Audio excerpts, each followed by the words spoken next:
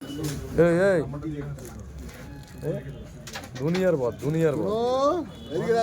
ওই যে গ্রামের গুড়ি ধরে টানবে, এই যে টানছে রে, এই যে এর মধ্যে ইঁদুর আছে, ইঁদুর আছে, এই যে পকেটে যে কামড়াচ্ছে। হ্যাঁ, বিকাশ কাকুর পকেটে ঢোক। দুনিয়ার বদ, এই যে কিরাম রোডের এই দিয়ে টানবে, এই এই এই ওই যে বদ দেখে, ওই যে কিরাম ছিড়বে, মারো মারো,